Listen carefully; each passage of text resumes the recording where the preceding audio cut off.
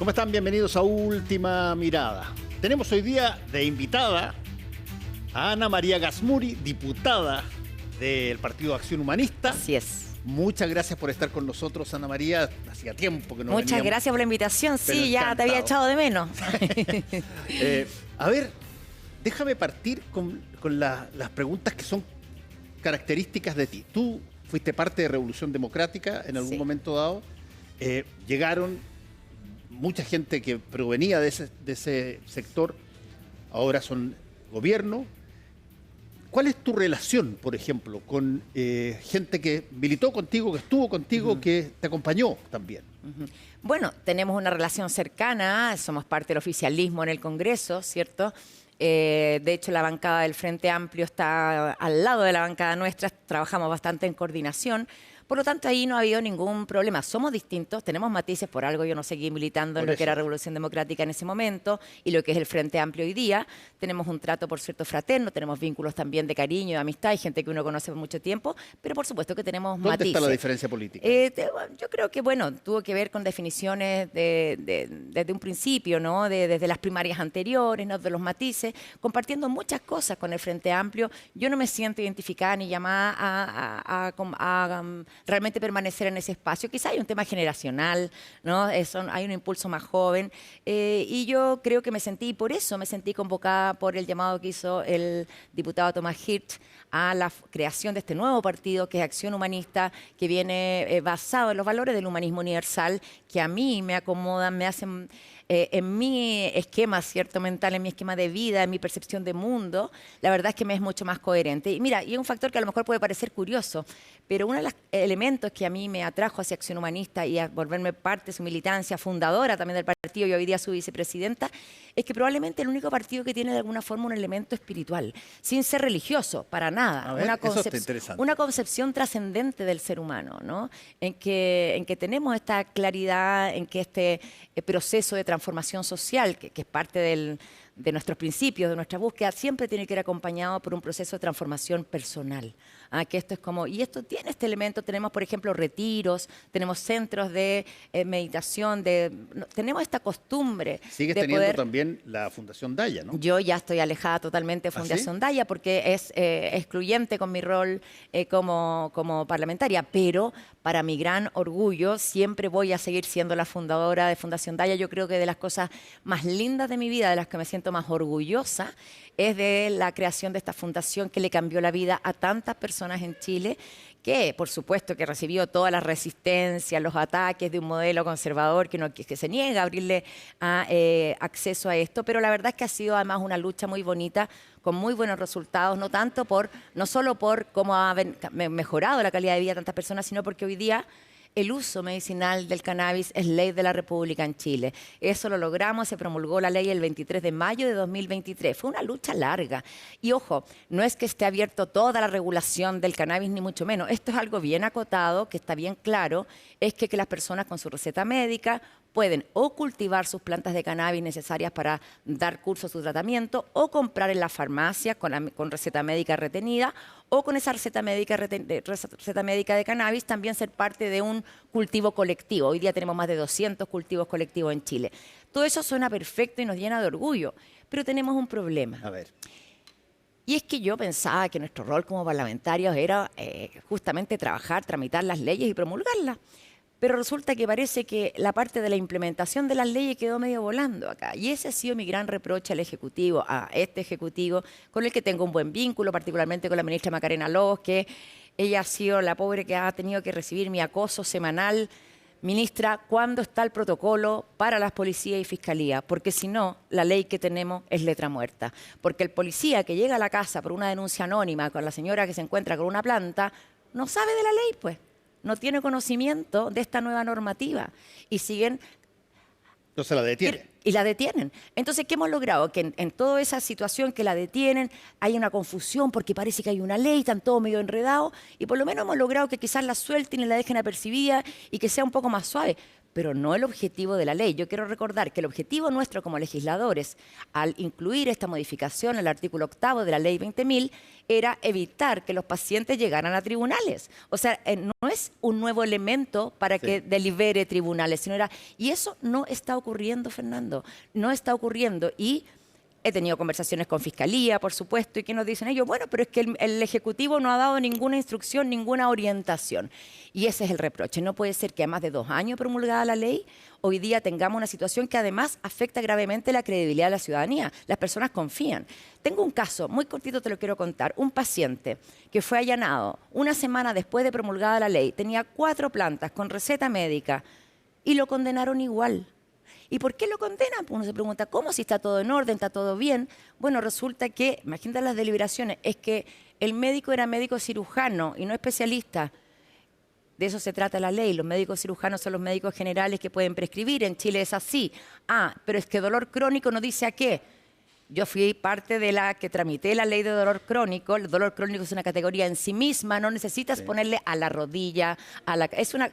Entonces, una serie de disquisiciones, Fernando, que finalmente hoy día vemos al sistema, fiscalía y jueces, ¿no? Y tribunales, buscándole la quinta pata al gato, O sea, para no aplicar. tenemos ley, pero no funciona. Poquito, ha funcionado quizás en que queden no en prisión preventiva o que sea una semanita nomás en prisión preventiva y después que con arresto domiciliario.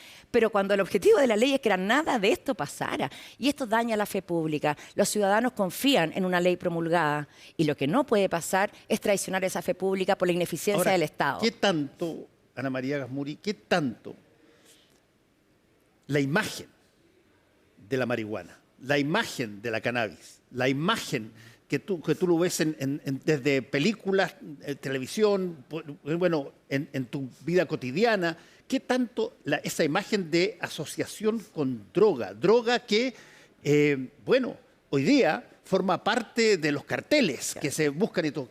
¿Qué tanto eso hace tan difícil que eventualmente Sí.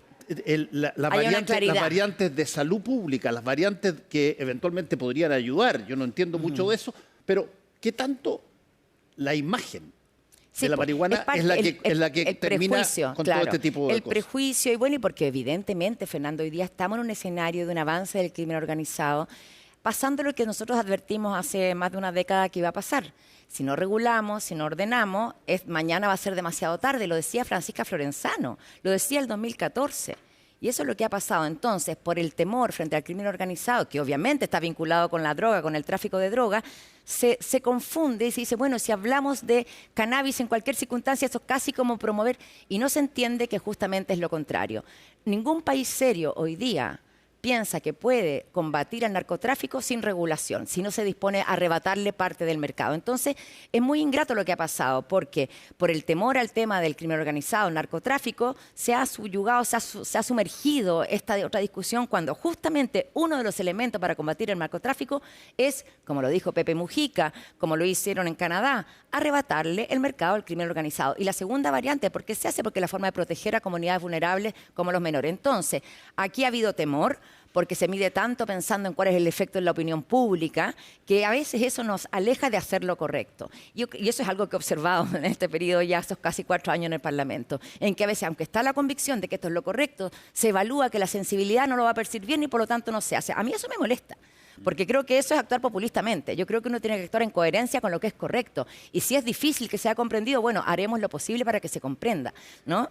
Ok, o sea, tú sigues en esa tarea que te Por has supuesto. encomendado. Ahora, obviamente no es una tarea a la que yo le pueda dedicar todo el tiempo, porque yo tengo muchas tareas en este momento. Sí, de esas otras te quiero preguntar. De esas otras, imagínate, me ha tocado, yo integro 3 comisiones de trabajo, generalmente los parlamentarios integran 2, bueno, yo integro 3, tengo la Comisión de Familia, la Comisión de Salud y la Comisión de Mujeres. Me tocó presidir la Comisión de Salud, durante un año, y fue, tengo que decirlo con harto orgullo, una presidencia bien eficiente. Evacuamos 7 proyectos de ley en el periodo, lo que es mucho más de lo normal. Tú me conoces, soy bien trabajólica en el otro tema. Entonces, en salud me he metido profundamente, y no solamente en cannabis. Eso es uno de los aspectos, de los muchos aspectos que veo. Hemos presentado proyectos de ley, hemos trabajado colaborando con los importantes proyectos también que ha impulsado el Ejecutivo. Aquí esto hay que, a veces, se entiende se entiende a lo mejor que el mejor diputado, el que presenta más proyectos de ley. A ver, yo digo así, esto no se trata de tener un catálogo de leyes hasta el infinito, sino más bien en las leyes importantes, como todos nos ponemos a disposición para trabajar en esas leyes, más que el lucimiento personal en leyes particulares. Entonces yo he sido una gran colaboradora para sacar adelante leyes estructurales de este gobierno, sobre todo presidiendo la Comisión de Salud, y por otro lado estoy en la Comisión de Familia, donde ahí el tema que me ha convocado Fernando tiene que ver con la protección de niñas, niños y adolescentes, particularmente que están bajo cuidado del Estado, y la grave crisis que tenemos ahí. Hoy día ya está funcionando esta Comisión por Verdad, Justicia y Reparación de las víctimas del Sename. Y estamos hablando, Fernando, que se va a recoger testimonio a más de 700.000 víctimas. O sea, personas que fueron vulneradas en sus derechos mientras estaban bajo protección del Estado. Entonces, aquí tenemos un desafío mayor de algo que no se ha sido resuelto. Ahora, ahí hay un punto, Ana María, que es interesante por como tú lo has de alguna manera puesto, que es, aparecen de pronto un montón de cosas que se tienen que hacer, pero una cosa es que se digan que se van a hacer y otra cosa es que se hagan. Así es. Y una de las, yo creo, facetas más importantes que tiene la política es transmitirle a la gente que lo que se discursa se realiza. Se realiza, y por lo tanto, ¿qué tanto ves tú en este gobierno una relación relativamente buena entre los discursos y lo que se hace. Y la realización? Bueno, en general, mira, mi evaluación no es negativa en ese sentido. Yo creo que aquí ha habido voluntad, ha habido compromiso, se ha intentado ejecutar lo máximo de lo posible, no se ha hecho plenamente, y esto también tiene que ver con algunas restricciones que ha tenido este gobierno. Y me quiero retrotraer a cuando se rechazó la reforma tributaria, porque eso fue algo que impacta muchísimo. Evidentemente, los recursos fiscales con que cuenta un gobierno para ejecutar un programa, si son reducidos, jibarizados a su mínima expresión, afectan también en la implementación. ¿Por qué? Porque una ley se puede promulgar, pero la implementación de la ley necesita recursos. Sí, claro. Y cuando esos recursos, ya sea para fiscalizar esa implementación, no son lo suficientes, también tenemos estos problemas. Nos ha pasado con la ley Karin, una ley tan importante. Yo ya presenté modificaciones a la ley Karin porque vemos que no está siendo eficaz, porque nos faltan fiscales, bueno, y que finalmente se traduce también en recursos, ¿no? Entonces, ojo, podemos tener un cuerpo normativo precioso, pero si no tenemos la capacidad que pasa por recursos económicos, que pasa por gestión, que pasa por voluntad política, la verdad es que no es mucho lo que... ¿Y qué tanto eso que tú estás describiendo, que debiera ser, pero no es, qué tanto eso sientes tú que puede afectar una elección?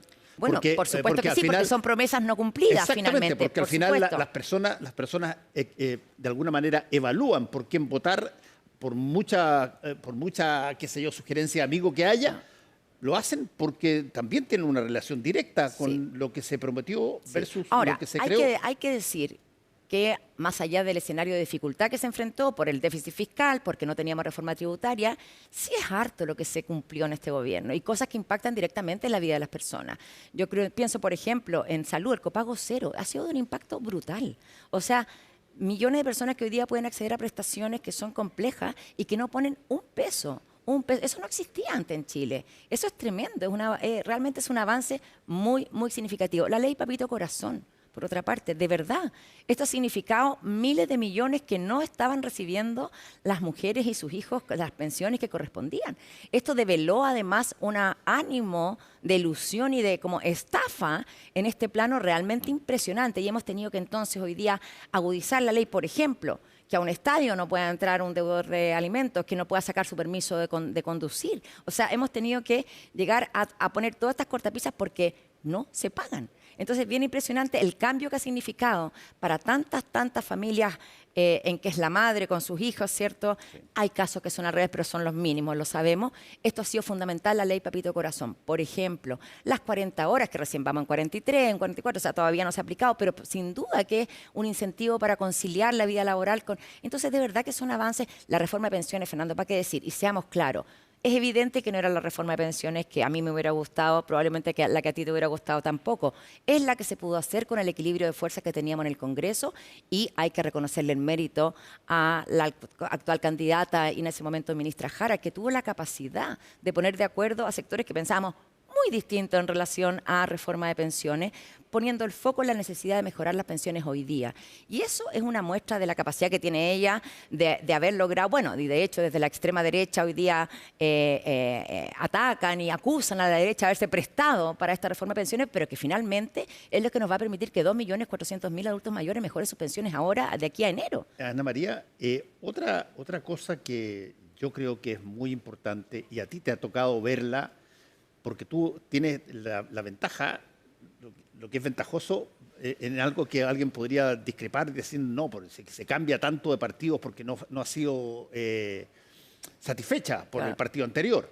Pero hay una variable que está puesta prácticamente en toda confrontación que existe, que es la variable etaria, que es la brecha etaria. Acusar al gobierno por no tener experiencia se hizo un mantra. Sí. Pero al mismo tiempo, en los otros, la mirada a las concertaciones, la mirada a los antiguos políticos también se utiliza para desacreditar a las personas que todavía están vigentes en eso. ¿Qué tanto hay posibilidad de que se genere un país que, independientemente de quién gobierne, tenga una relación intrínsecamente valiosa entre todas sus generaciones? Yo creo que eso es algo, porque es muy interesante lo que tú planteas, ¿no? Porque cómo juntamos generaciones, cómo logramos, ¿cierto?, que los objetivos, que el país que finalmente soñamos, que cuando vemos en lo profundo no son tan distintos, cómo logramos trabajar coordinadamente. Y fíjate que yo creo que eso es lo que se está posibilitando con el trabajo en el Comando Janet Jara. Porque tenemos a 9 partidos. Eso no había pasado ¿desde cuándo, Fernando?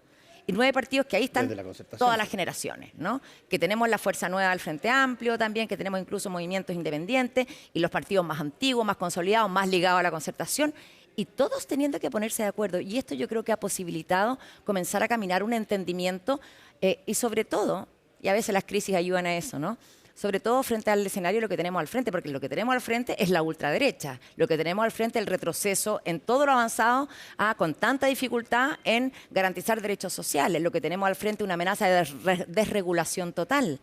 O sea, y miremos lo que está pasando en Argentina, miremos Estados Unidos.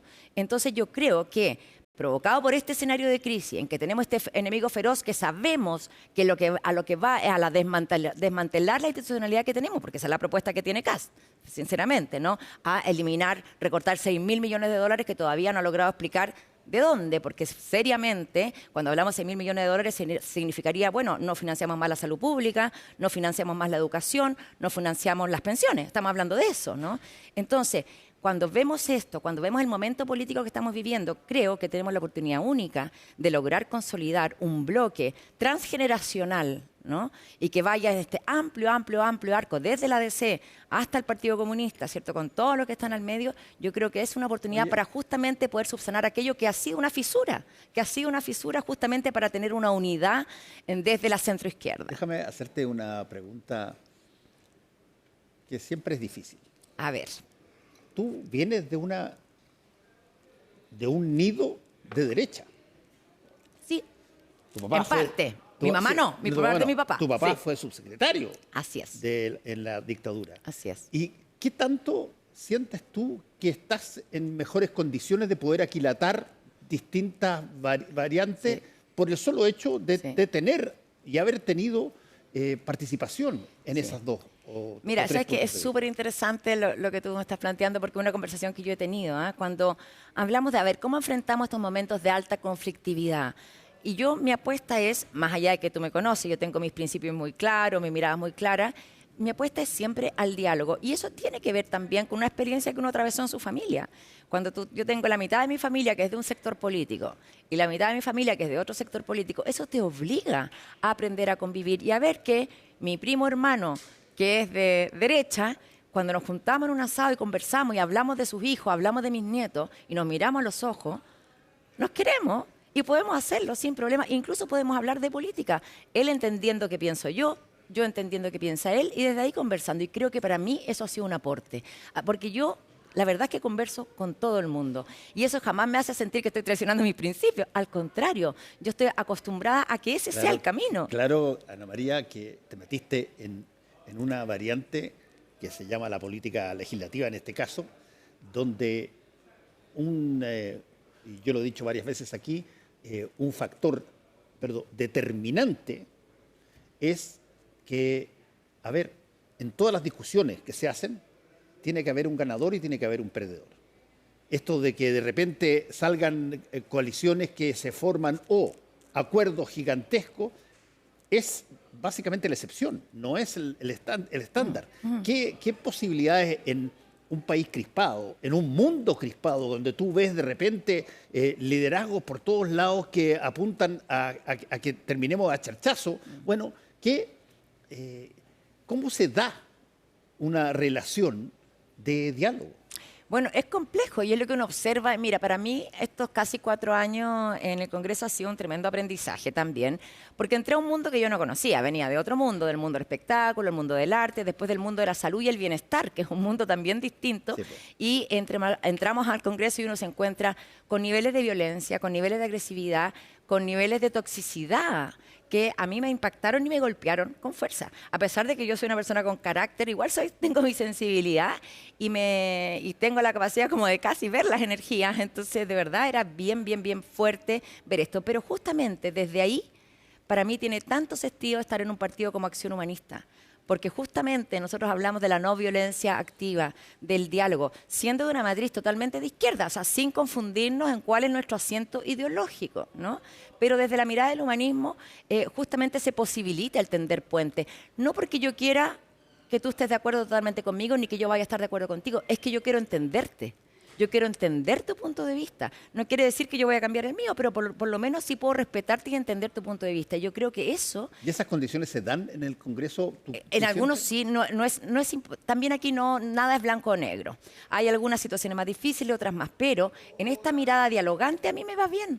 Y logro conversar con todo el mundo y todo el mundo sabe lo que yo pienso. No es una rendición de nada el poder dialogar. Acá tenemos a veces la mirada de que el conversar con otro sea rendirse, ¿no? Y yo no pienso eso. Entonces, y creo que y por eso me gusta tanto estar en este partido Acción Humanista, que teniendo sus definiciones políticas muy claras, siempre va a estar abierta al diálogo, y lo otro, nunca se va a prestar para denostar, nunca se va a prestar para la violencia. Y si usted te fija, y eso es una forma que hemos sostenido, a pesar de los ataques que recibimos. Yo personalmente recibo ataques brutales, Fernando, pero nunca de mi boca ni en mis redes sociales va a salir algo en ese tenor. Y eso es como una declaración de principio.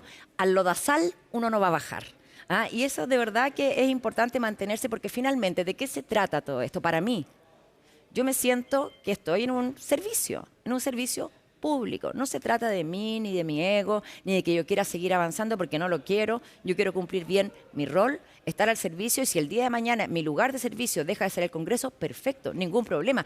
Créeme que tengo otra vida esperándome afuera, súper interesante también, pero en este momento me siento que es mi deber, que estoy comprometida además con mi territorio, con el Distrito 12, soy la diputada del sector más fuerte del distrito, que he logrado hacer un trabajo profundo ahí, que no podría dejarlo a medio camino. Te tengo que confesar, mi familia no estaba nada de contenta con que yo fuera a la reelección, porque me perdieron estos años, pues sí es verdad, eso desgraciadamente ocurre, pero voy con mucha convicción y muy contenta de estar en Acción Humanista, este partido pacifista, este partido que hoy día viene a tender puentes, sin renunciar a los principios de nuestra mirada, ¿cierto?, del humanismo universal, pero siempre entendiendo que tenemos por delante el desafío de sacar adelante este país, y de un dicho budista muy antiguo, las cosas son como son. Y en ese escenario, con las cosas son como son, ¿qué podemos hacer? Nuestros mejores esfuerzos, nuestro máximo empeño cada día. Y no más que eso. No podemos soñar con realidades que no tenemos. Y no parar de conversar. Y no parar, porque sabes que en la política no de hoy día... significa interrogar, sino que conversar. Eso, y yo valoro tanto espacios como este, porque hoy día, cuando el periodismo político es una ametralladora de preguntas en que no se alcanza a desarrollar nada, en que todo es blanco y negro, yo creo que no nos hace bien. Yo creo que necesitamos profundizar los espacios de reflexión, y que hoy día la ciudadanía está ávida de sentido, y eso no se lo podemos dar sin reflexión. Ana María Gazmuri, muchas gracias por haber vuelto acá, porque muchas gracias. Hacía tiempo que no estábamos conversando. Gracias por tu presentación, y a todos ustedes muchas gracias por su asistencia y por su audiencia. Nos encontramos mañana. Chao.